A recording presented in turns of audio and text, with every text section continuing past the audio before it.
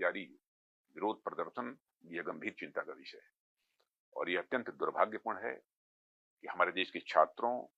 और नौजवानों को कुछ लोग अपने राजनीतिक स्वार्थों की पूर्ति के लिए एक राजनीतिक औजार के रूप में इस्तेमाल करने का प्रयास कर रहे हैं। प्रधानमंत्री मोदी जी के नेतृत्व में हमारी सरकार विद्यार्थियों और नौजवानों की आकांक्षाओं को पूरा करने और उनके कल्याण के प्रति पूरी तरह से प्रतिबद्ध है और हमारे छात्रों की हर चिंता को सुनना और उसका समाधान करना ये हम सब की जिम्मेदारी है। मुझे पूर्ण विश्वास है कि भारत के जागरूक, परिपक्व और हमारे विवेकशील नौजवान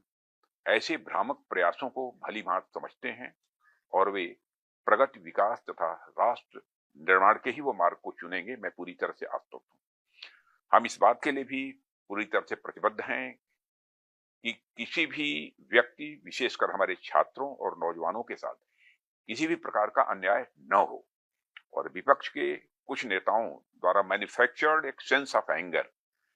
आक्रोश लोगों के अंदर केवल जनता, विशेषकर बच्चों के नौजवानों को भ्रमित करने और गुमराह करने का मैं मानता हूं कि यह असफल प्रयास है। युवाओं की भावनाओं और उनकी चिंताओं के प्रति हम पूरी तरह से संवेदनशील हैं और यह संसद का सत्र इस समय चल रहा है। सरकार ने हर मुद्दे पर सार्थक बहस करने की भी बात की है और कई बार अपनी बात को दोहराया भी है, मगर विपक्ष संसद में नहीं बल्कि सड़क पर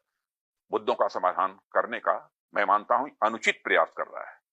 और लोकतंत्र के मुद्दों पर चर्चा करने की जगह संसद भवन है, जहां विपक्ष अपनी बात कहने के लिए पूरी तरह से स्वतंत्र है। इसलिए यदि विपक्ष गंभीर है तो मौजूदा मानसून सत्र को सुचारू रूप से चलाने में व्यवधान न उत्पन्न करे और संसद में जिन भी मुद्दों पर वह चर्चा करना चाहता है वो मुद्दों पर चर्चा करे और सदन का और सरकार का ध्यान आकर्षित करें।